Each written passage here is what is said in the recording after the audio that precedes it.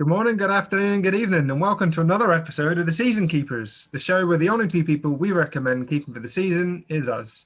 My name's Matt, aka Clean Sheet Wipeout. My name's James, aka FPL Draft. That was funny. I mean, Zoom has just told us that there's a recording in progress, so I've never had that before. Put us a bit off, really. Yeah, it did a little bit. I mean, she had an interesting voice, but I'll save My that one name's privately for James, later. FPL Drug. I'm settled down now, but that tickled me. Yeah, another big week in FPL. Obviously, a lot of us had to hit our way to a team this week. Oh, I know. Yeah, tell me about it. I hit my way to having 12, but then obviously in the end I needed Matty Target off the bench anyway. So yeah, -4 got me 11 players. And for me, a -8 didn't even get me 11 with obviously Jota's injury, which we found out past the deadline. Yep. Cheers, Pop. Yeah, and he's out. He's out for the season. Not good. Could have told us about it in the press conferences, couldn't he? Yeah, exactly. Could have done with that info, Yeah. but the Fucking bastard kept it unbelievable. to himself. I know, and I saw there was quite a lot of people had free hits. And people were gambling on Man City, throwing in Mahrez, Foden, Diaz, triple ups and whatnot. And then Jota for Man City to go absolutely wild with their team selection. And obviously that then brings us on to the first game of the week, which was Newcastle 3, Manchester City 4. Yeah, I don't think we expected that as a result, but we also didn't expect Scott Carson to start. Scotty fucking Carson. Oh. Unbelievable. Feels like he's been around for forever. I remember him being, I think, at Leeds ages ago. And before that, he was, I think, either semi-pro or at the very least, like kind of National League level. Yeah, I'm sure. I mean, correct me, people, if I'm wrong, but I'm sure I saw a stat online that between Scott Carson's last competitive Premier League game and this one, Cristiano Ronaldo has scored more than 350 goals. Yeah, something like that, 325 or something like that. Fucking madness. Ridiculous. Over 300 anyway, but that's crazy. It is, yeah.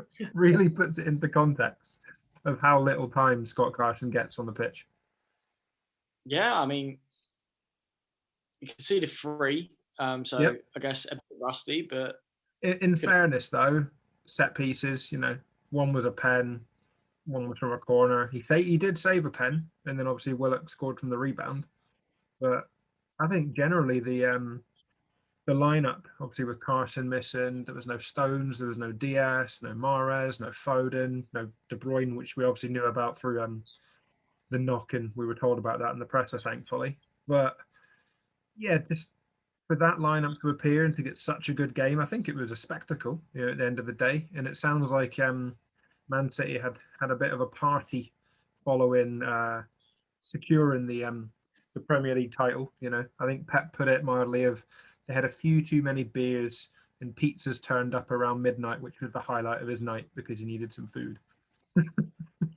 yeah, I saw him saying about like how the British like to drink, Yeah. whereas obviously he enjoys the food a bit more. Exactly. I mean, I can't imagine that a Domino's pizza was up to his standards. I'm sure that they're used to these mezes and tapas and all that. But yeah, throw me a mighty meteora from Domino's any day, mate. I mean, what pizza would you say Pep would like? What You know would his what? I top honestly be? think he's very much of a ham and pineapple kind of guy. Yeah, Yeah, I think Pep goes pineapple on a pizza. I reckon. He probably just arranges the toppings into formations and tries to plan. Well, his wife's like, "Oh, Pep, give it a Do you reckon he gets extra meatballs just so he's got at least 22 meatballs and he can arrange them on his pizza? Yeah, I mean, each time he might rotate the toppings. He'll have Love different it. pizzas. Fucking love it, mate. Can't have pepperoni. I've got to have that next week. I've already had that.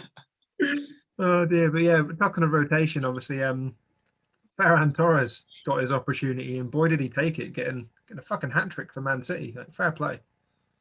Yeah, but very, very good. I mean, I saw people calling him a potential Aguero replacement, which I think is a very big ask, obviously, Yeah. and I'm not sure if positionally they're kind of the same player, really. No. Deeper is Torres, but as a young prospect, yeah, he's definitely up there as a one to watch, and he's exciting up Oh there yeah, with me. for his first goal, it was an unbelievable finish. Crossed in from the wing, and then kind of the ball's in front of him, flicks it with the outside of his boot behind him, flies in, absolutely flies in. But obviously, like you said about the Aguero placement, I don't even know if Man City need an Aguero replacement. As a striker. Yeah, they've got Gabriel Jesus, but rarely this season have they played with a striker anyway. More often than not, it's a false nine. And I think players like Ferran Torres fit that bill perfectly. Yeah, yeah, they do. I think they could do with a striker, so they've got that option to play a different formation, or if someone gets injured. But I'd like to see what Torres's price will be next season. Yeah.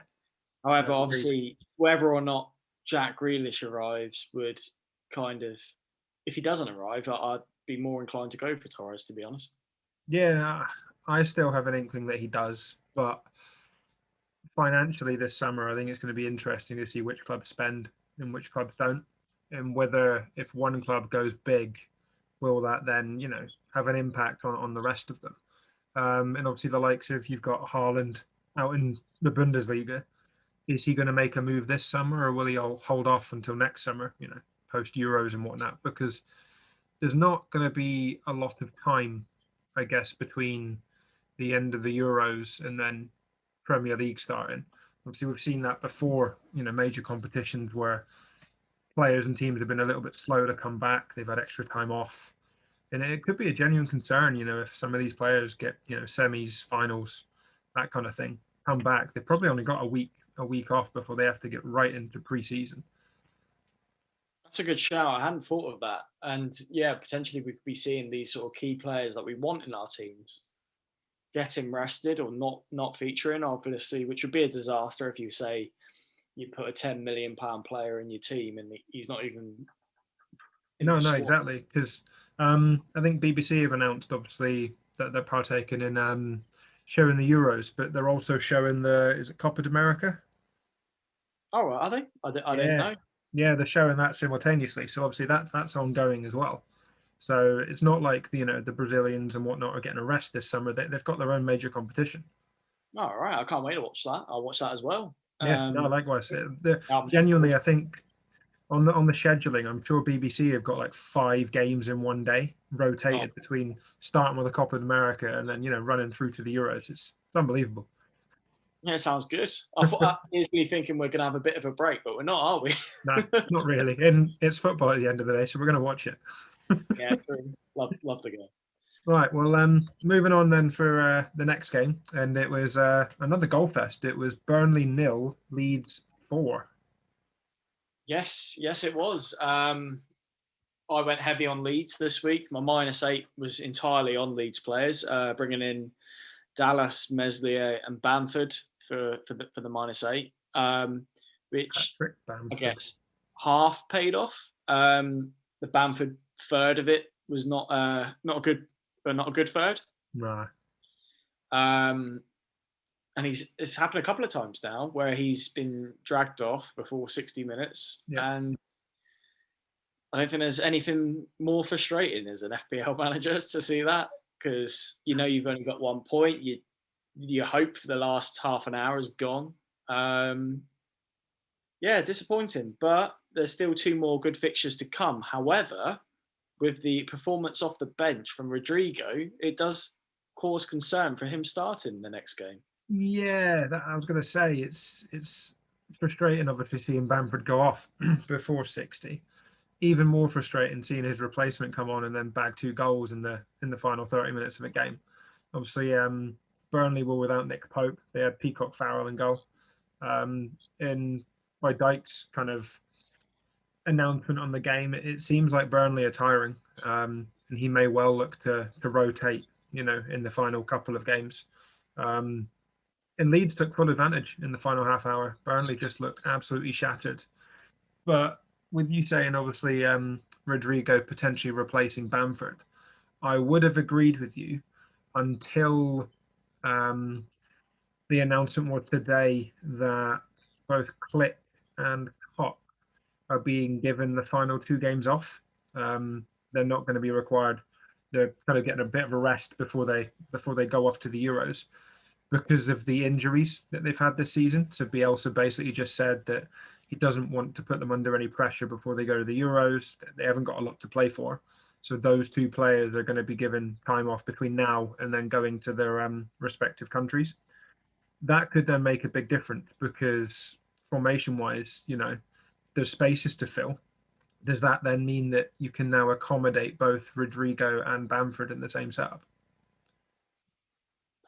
Potentially. But I guess there's no guarantee that he'd drop Bamford anyway.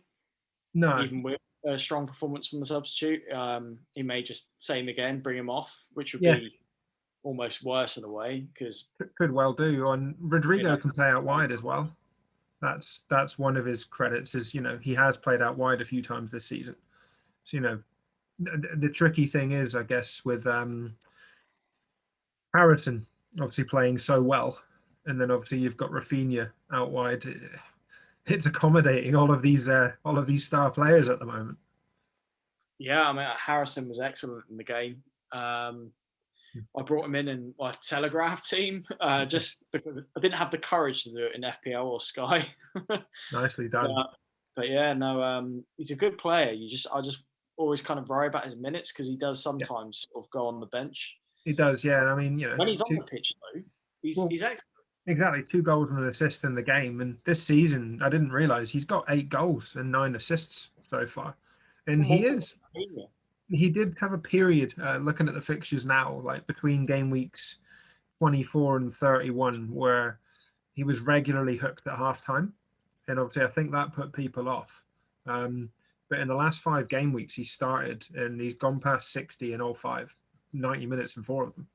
And yeah, finally gets his reward with a goal and 2 assists. And I did see that Andy Martin, tactician, brought him in for this week. So fair fucking play to him. About time that man got some luck. So yeah, good news for him. I did a tweet, I think, saying, has anyone got him? And I was pointing into Andy's direction. Credit to him. Yeah, fantastic. One to keep an eye on for next season if he is starting.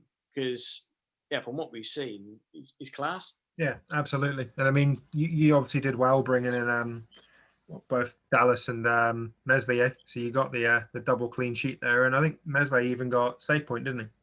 He did, yeah. And he was on for 1 bonus, but that got sort of took off at the end, a couple of hours. Yeah, Alioski grabbing that. There's I've not seen anything else about it yet, but there was the incident where obviously Alioski went down. I can't remember which Burnley player it is. It might have been Westwood.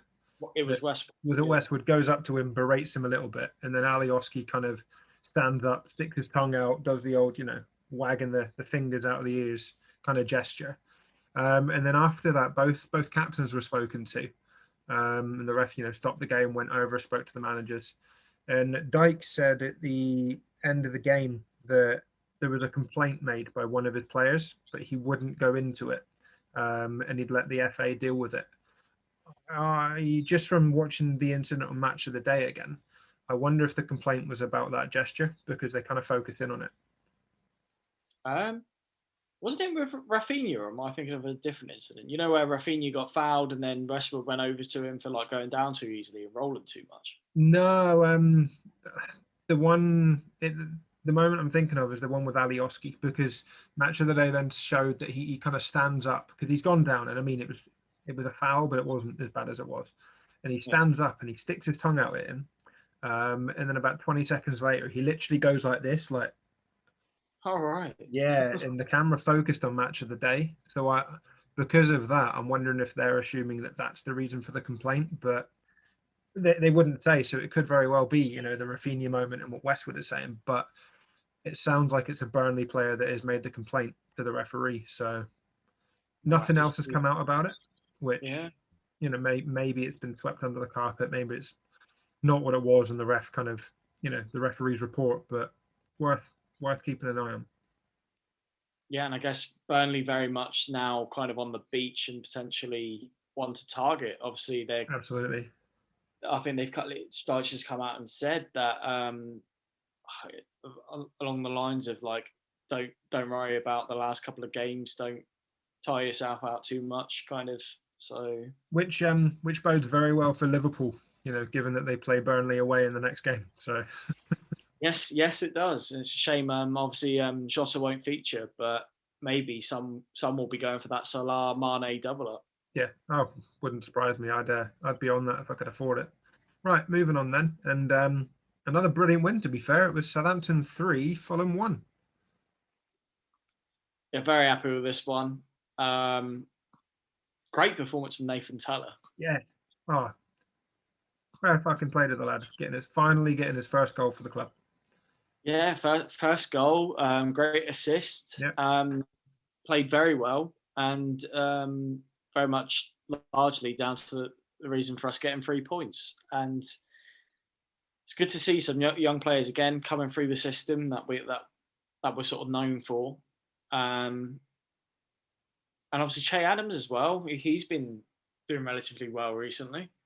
Yeah, no, playing particularly well, and obviously, I think that's also partially down to the return of Danny Ings, because he plays particularly well when Ings is about, and just looks full of confidence, and I think that bodes well for the Euros. Obviously, still feels weird, but yeah, for Adams obviously going away to the Euros with Scotland, I think he's probably trying to go in with a bit of confidence, a bit of form behind himself, and yeah, once again got himself on the score sheet.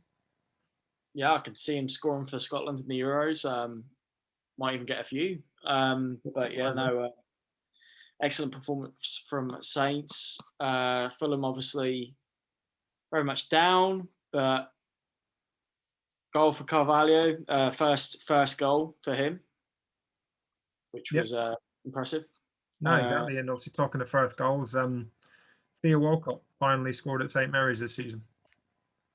Yeah, yes, he did. Glad to see him sort of back in the fold. Obviously, McCarthy came back in too. Hasenhüttl, true to his word. So you can expect McCarthy to play the next game as well. Yep. And then, Fraser Forster, obviously. Not sure for the last. Yeah, Forster for the last. So that'll be one to keep an eye on. Obviously, if you've got him, then it's still an option there. And the other talking point was Danny Ings being brought off just after the 60-minute mark. But then Ralph came out at the end of the game and, put to bed any injury concerns, but basically just said that the head of physio had a word with him and said, look, we have to treat him with caution. So don't be playing him more than 60 minutes in this game, particularly if you want him to then play against such a high intensity team like Leeds, this week. So I think it's only right. And to be fair, I'd expect Ings to start tomorrow against Leeds, but I'm not expecting him to finish the game again. No, neither am I. I'm quite looking forward to that game. I have no idea what to expect, really. Yeah, I'm so. Because I think we're both. I'm fuming with these 6 o'clock kickoffs because obviously being a season ticket holder, I got word that I could get a ticket for this game. I had to wait because obviously I got a ticket the Sheffield United game. So it was going to all the other season ticket holders that hadn't had a chance to go to a home game this season, the one home game that we got to go to. But there were still tickets available when it got to my ballot. But I can't make it because if you finish and work at 5:30 and living an hour away, I can't get to the ground for 6 o'clock. So I'm a bit gutted about that because, home fans being there, there's probably about 6,000 to 8,000 people turning up. And I'm just a bit frustrated at the fact that this 6 o'clock kickoff midweek was brought because I can't turn around given how busy I am to say, look, I've got to leave early or finish early because I've got to go to the football. Yeah, that'd be good. But yeah, very early kickoff time. Yeah, disappointing. But I'm hoping that these fucking early kickoffs fuck off for next season because I'm renewing my season ticket and 6 o'clock when you're over an hour away is impossible. We'll have to wait and see, I guess. Yeah, let's hope not. Right, moving on then to the Saturday evening game and a really tight affair. It was Brighton 1, West Ham 1.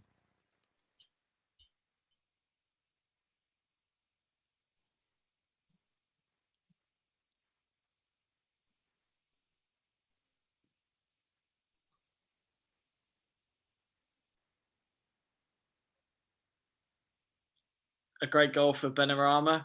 Another a start for Benrahma and another goal. He got one a couple of games ago, and he's always looked great when he's come off the bench. But I think he just needs to have that time to perform, to showcase what he can do, and hopefully we'll see more of him next season. Agreed. This was his first goal for West Ham. Was it? Yeah. I must be thinking of an assist. Yeah, he got an assist. Yeah, an assist to Burnley goal. Yeah. I'm picking him up. To be fair, about time he scored, because the amount of chances that man's had. Yeah, fair play to him.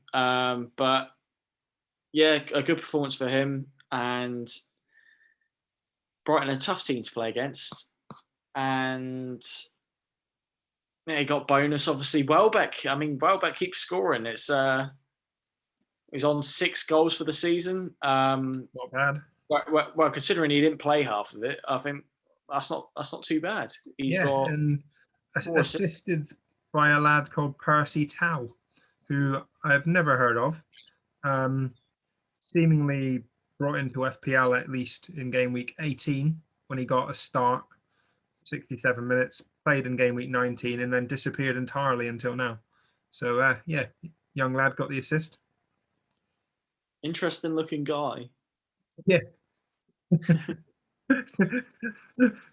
looks a lot older in that FPL photo than potentially what he is. Yeah, they're not doing him justice there, bless him. No, not at all. But a game, to be fair, I think bereft of chances. There wasn't a lot particularly going on. Once again, Antonio and Lingard not playing, or not playing particularly well. Didn't really create any chances. So it is what it is. I think a lot of us expected this game to be quite tight anyway, even without Lewis Dunk.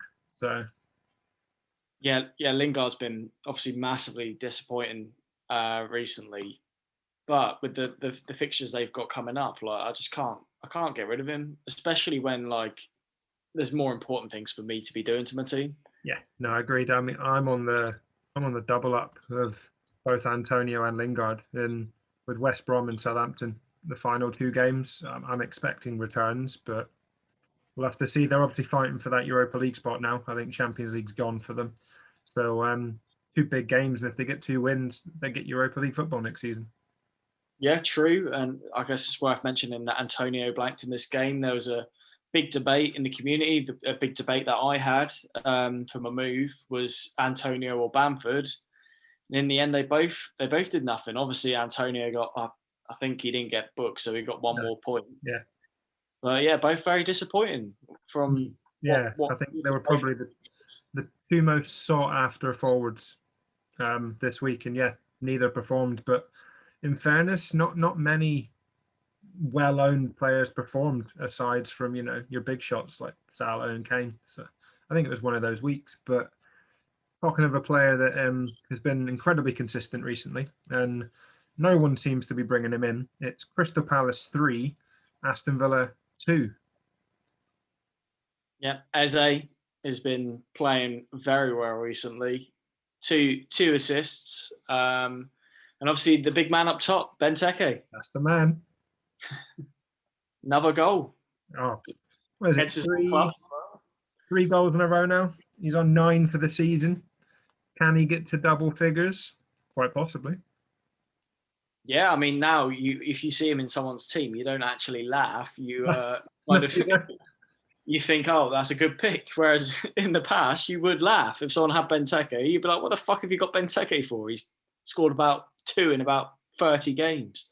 Oh, I know. Tell me about it. Well, no credit to the man. He's coming back. He is, yeah. And I think, to be fair, he took full advantage of the fact that Tyrone Mings missed out for Aston Villa. I don't think Courtney Howe's dealt with him particularly well. And Palace they started pretty poorly, and then they just grew into the game. And the amount of chances that they had was unbelievable, particularly in the second half. Zaha and Eze were causing them all sorts of trouble. And with El Mohammadi obviously playing right back rather than Matty Cash, they really targeted him in the second half. And it paid off at the end. They got the 3 goals, and another player that not many people own, and if they did, probably on their bench, it was Mitchell, who obviously got himself a goal and an assist in this game. Yeah, massive points total for him at 13 points, and he's what 3.8 million. That's value for you. That is kind of annoying to see that as a Ward owner. So I've got Ward, the other Palace cheapie at 4.3. But yeah, fair play to any of you that's A, owned him, and then B, started him. Yeah, particularly when was it the Man City game that he came in for Patrick Van Aanholt, and he's played ever since. And I also think it's probably partly to do with the fact that Van Aanholt is one of many of those players that we spoke about on the last pod that contract is up in the summer. And it wouldn't surprise me if that's the reason why Mitchell is now being played. Yeah, no, I'd agree with that. Right then, next game, and how this game only finished 2-0, I have no idea. It was Spurs 2, Wolves 0. Yeah, how Harry Kane only scored 1. I mean, he hit the post twice. Could have scored more. One thing I did sort of consider is now with Bale playing and Bale taking set pieces, I feel like it's reduced a bit of Kane's potential sort of threat, because Kane has been known to take a free kick and score like closer free kicks in and around the box. Yeah, although I much prefer Bale taking them. Like I can't remember the last time Kane scored a brilliant free kick. He seems to step up a lot and take them, but I'm sure the last 2 or 3 times that I've seen Kane hit a free kick recently, anyway, he's hit the wall. Whereas Bale is power. The way he strikes a ball, I think could potentially then, depending on if Kane is the one that stood next to him, is the dummy to take the free kick. If Kane isn't and he's closer to the wall, he could easily take advantage of rebounds, because the way that Bale hits a ball, it's very difficult for a goalkeeper to catch. I think more often than not, they have to parry it away.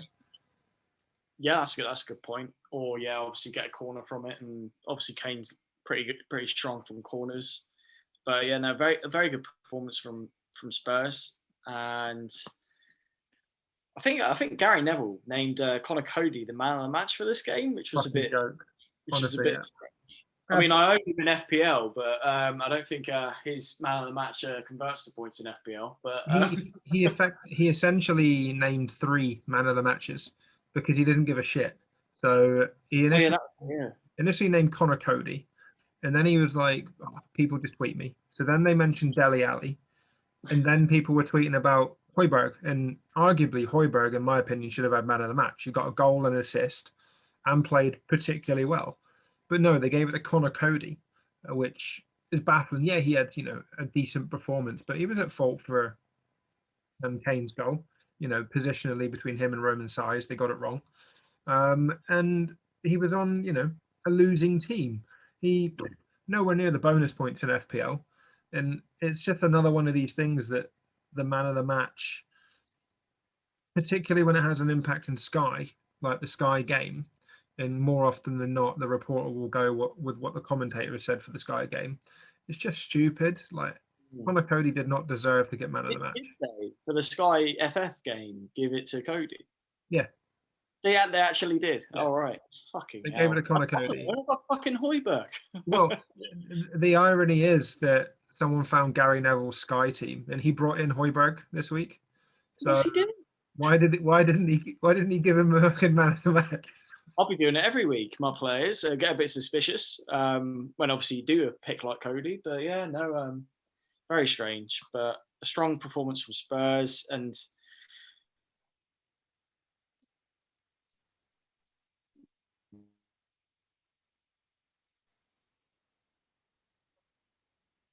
only 2 players that really impressed for Wolves were Patricio and Traore. Traore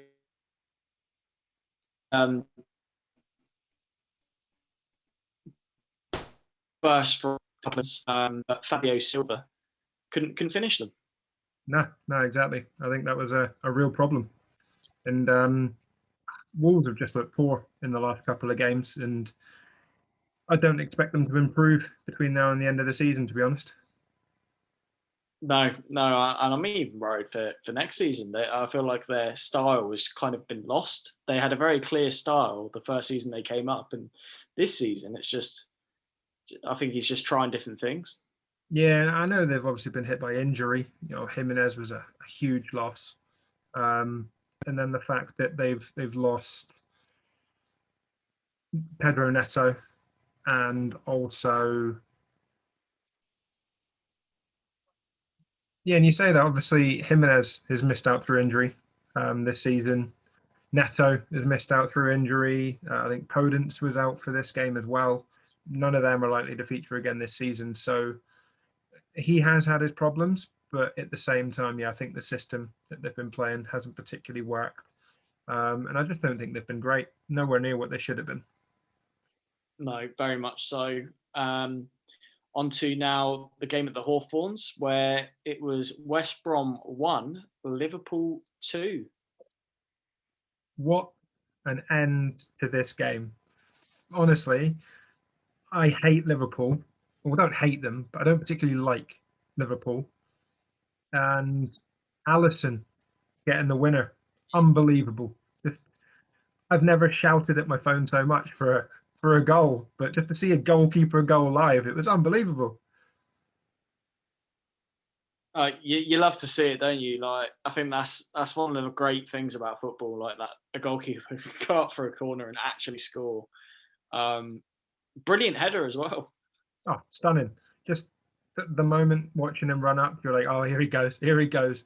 Right on his head. Bang, top corner. Stunning finish. And you even got the assist for it, you bastard. I did, yeah. I actually thought it was Robertson taking the corner, and then it wasn't until I'd seen on there on FPL that Brent got the assist. Absolutely buzzing. Yeah, I bet. Obviously, Salah goal, captaincy for you, owner for me. Um, Thankfully, the West Brom scored. I don't own any Liverpool defenders. Robson Kanu still knocking about. I remember when he had that amazing Euros, I think it was, for Wales. Yeah, he did. Yeah, Credit to him. He's still knocking about. Pereira assist, ever present this season with his performances. He's gonna have to move to someone you think he's too yeah, good for the championship, in my opinion.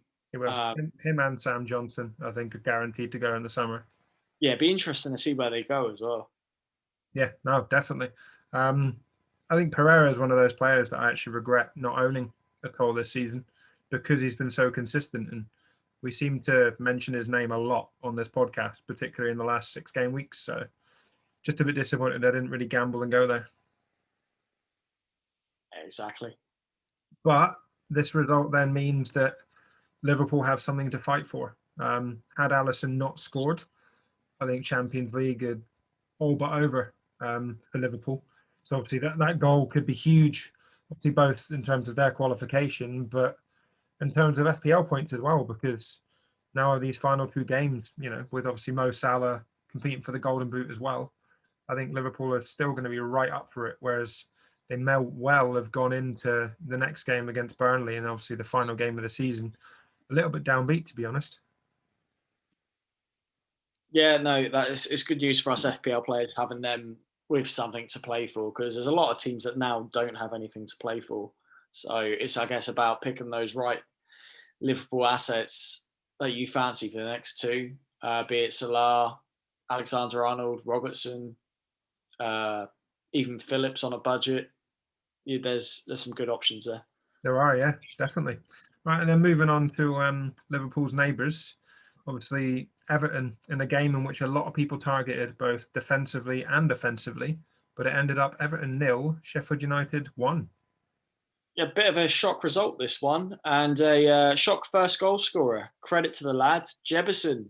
Great first goal. He was there, alert, and slotted it in, and scores one goal in what is about 5 minutes 5 of minutes. play. And you got Brewster, who's played over 20 odd games. Like it's madness.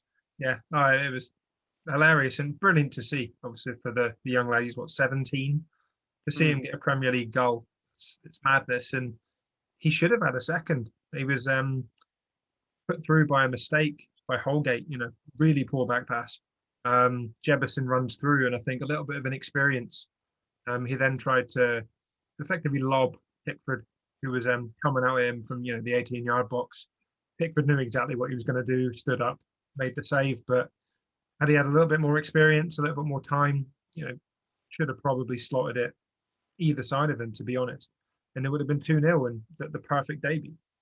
Yeah, fair play to him for trying it. It's quite an audacious thing to do on your debut. You could tell he had the confidence, that was for sure.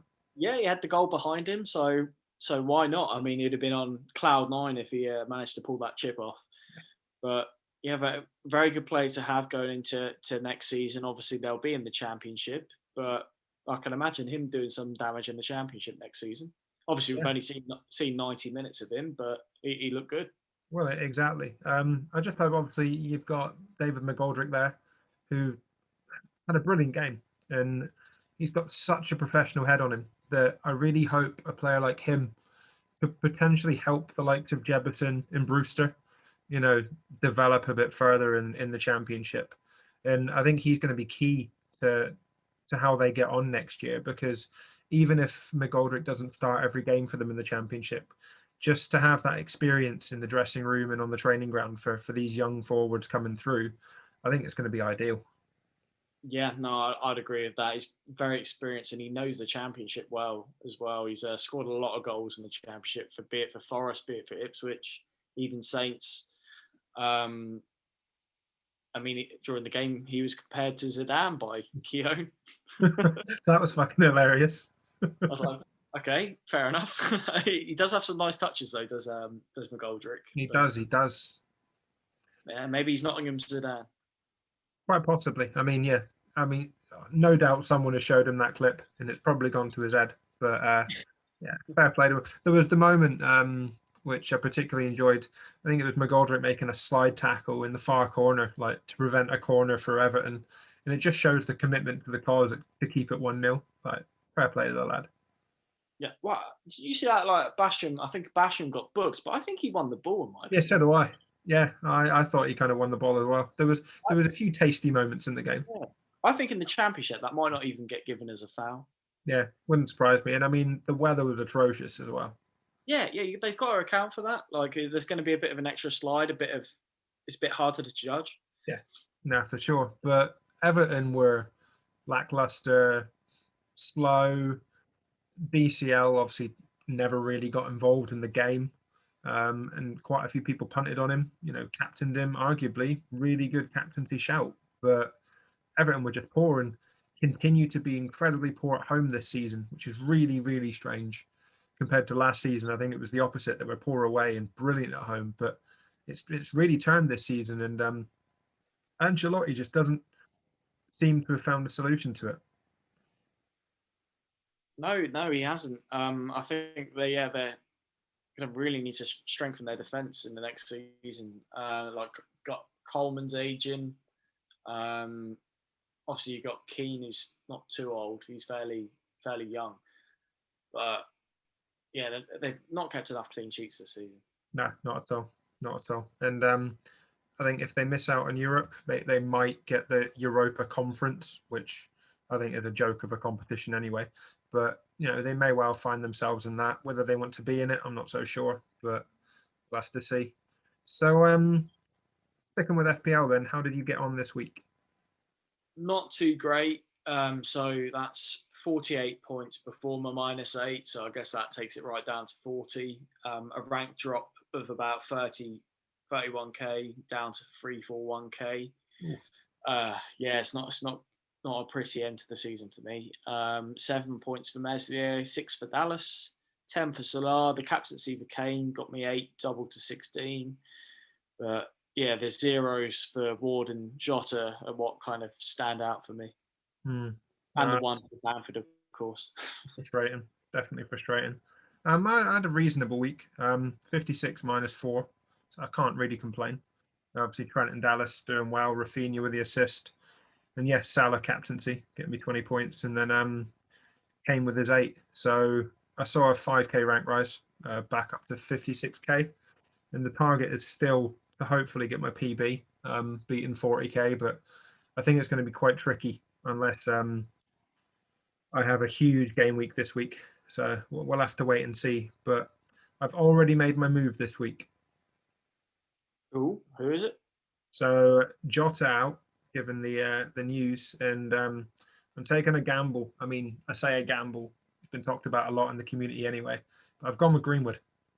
Ah, I was hoping you'd do something more interesting because I knew you've already got Rafinha, so I thought the obvious other pick is Greenwood. Yeah, I was very, very tempted to go Saint-Maximin, given the fixtures that Newcastle have got. But without Callum Wilson, I decided against it. And yeah, I've gone with Greenwood, mainly also because I don't think Greenwood starts in the Europa League final. I think he'll go with Cavani and then obviously Bruno, Rashford behind him. So I have a feeling Greenwood might see minutes in both the next 2 games, whereas there's obviously a risk. I'll say a risk. A lot of people are speculating that Bruno could potentially be one that misses out against Wolves last game of the season because they play the Wednesday after for the Europa League final. So I might even take a punt and remove Bruno for the last game of the season and then take a gamble on a wild shot. But we'll have to wait and see. Fair play. I think it's just dawned on me myself. I can't do the obvious move of Jota to Rafinha because I already have 3 leads. Oh, you do, don't you? Yeah, so I'm kind of forced into either Greenwood or someone else. So I've not thought about it too much already, but I'm going to have to because the deadline's tomorrow. Yeah, it is. I know. 4:30 Greenwich Mean Time, which is a really weird, annoying time for people. There'll be people panicking at work, saying, "Shit, I haven't looked in my team." Yeah, I'll be one of them tomorrow. Actually, I'm getting the jab. I'm getting the COVID jab at 3 p.m. So I'm doubly going to have to make sure I've locked in early. That's partly the reason why I've locked in now, because I have meetings on a Tuesday, and I know that full well it will overrun, and I just won't lock in. Oh God, I'd hate that. I'd have to suddenly need the toilet. Right, should we jump on the Sky then, mate? Yeah, let's do it. So an okay week for me. Probably less than what you've got, but 45 points in Team 1 and 55 in Team 2. Højbjerg getting me 16 points. Kane captaincy on 20. Salah 10.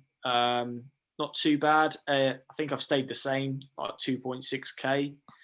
Obviously, it is my first season in Sky, and my first team 1 is in 7k, so that's even worse. But I'm enjoying the game. I'm loving the format, and I'm looking forward to sort of getting stuck into it next season, to be honest.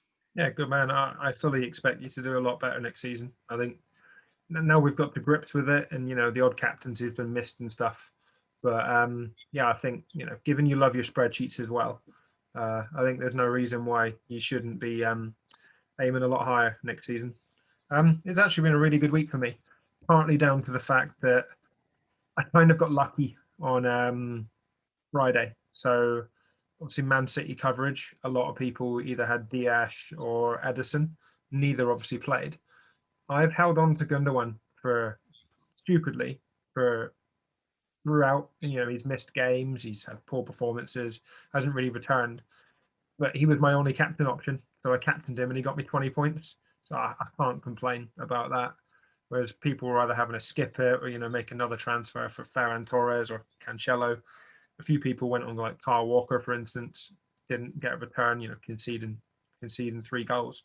So yeah, that set me up really nicely, and I'm on 76 points for the week. So I can't complain, and up to 47th. So fingers crossed that top 100 is there, but I can't count me chickens just yet because there's still obviously 2 game weeks in FPL left, and then obviously you've got the week's worth of fixtures this week. In terms of captaincies,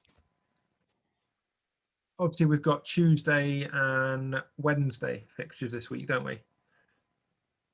For the Tuesday night game, Do you think Bruno is the standout option? Yes. Yeah, agreed. I don't think you should be moving anywhere other than Bruno. If you really want to take a gamble in a mini league, cash league, where you're chasing, they'll be on Bruno. Maybe that Leeds Southampton game, I'm expecting it to have goals. So, the likes of Rafinha, Danny Ings could be good options.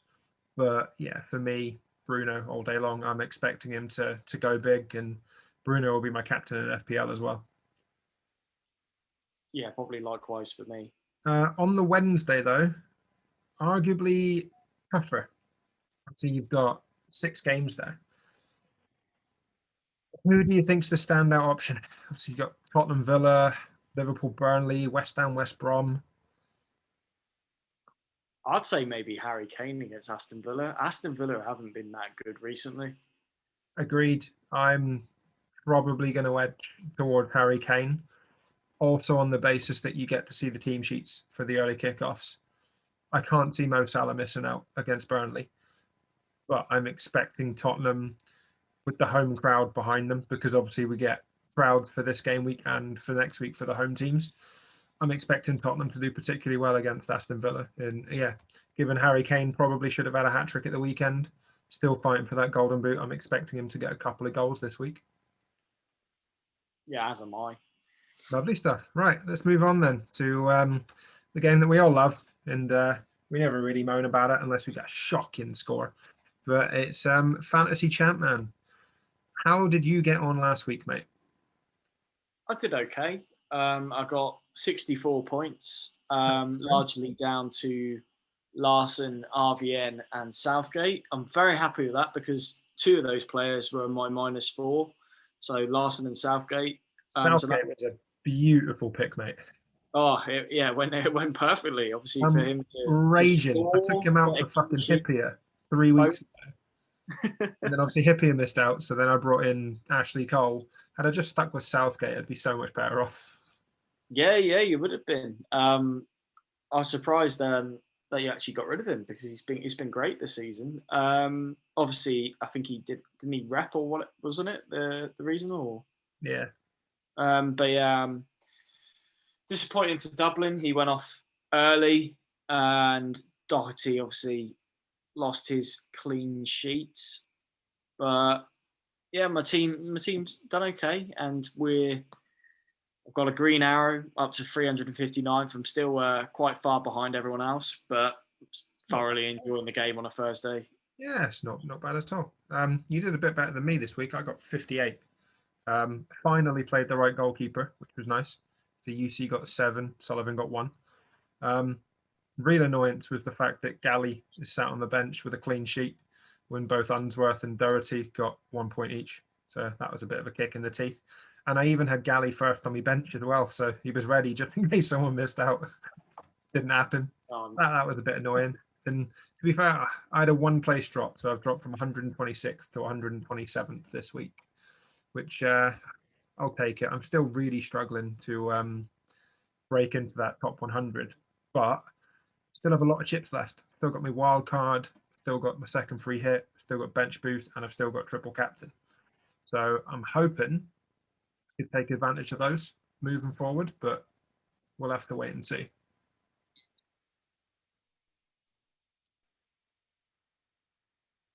I've still got all my chips left, other than the first wild card and a free hit. So I've still got my second free hit, second wild card, bench boost, and triple captain. So I'm really hoping to take advantage of those over the next few weeks. In terms of Very nice.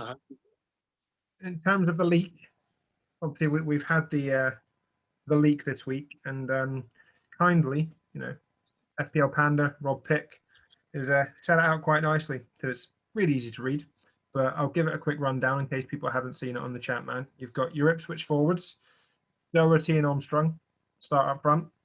Happy days.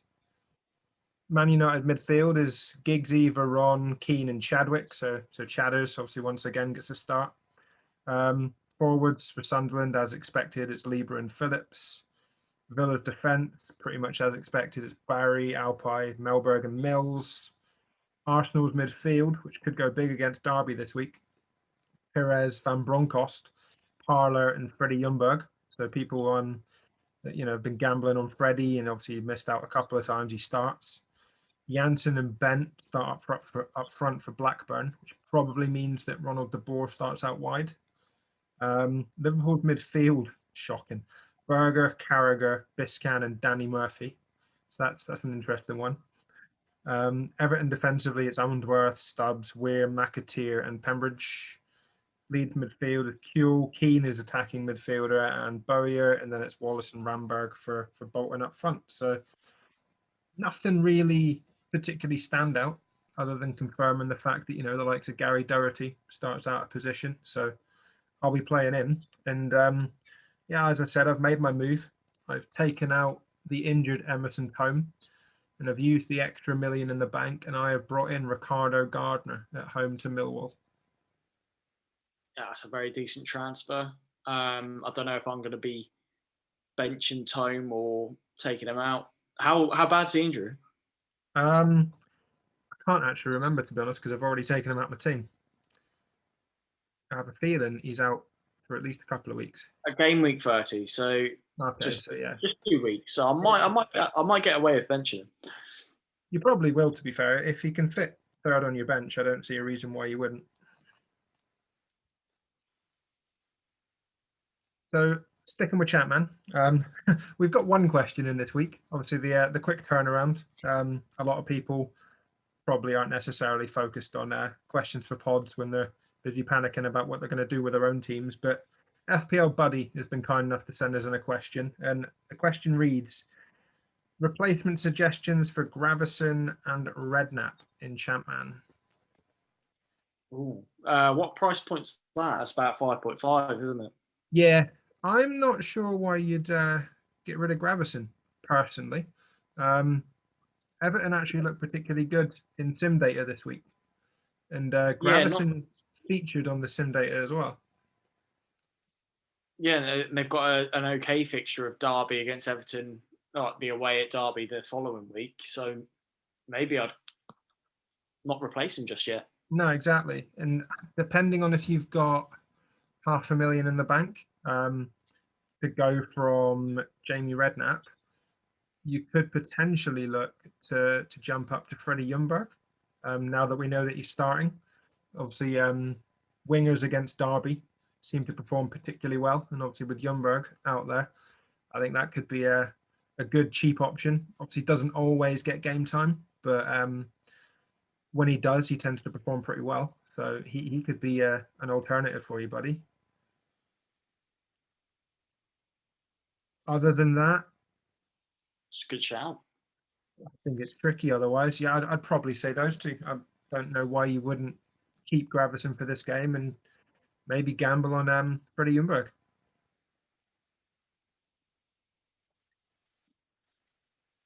Right. Well, I think that dropped the pod to an end. Apologies in advance if there's been a little bit of technical difficulties at all in it. We'll try and edit things out, but my internet has been fucking shit today, and I feel a bit like FPL mode on a ChampMan stream. Oh, well, yeah, we had to tether his phone at one point, so apologies, everyone, but it's been great fun anyway. Genuinely had to use my phone data to keep this laptop running. Madness. But we'll end it there, and good luck for the game week, everyone. It's a goodbye from me.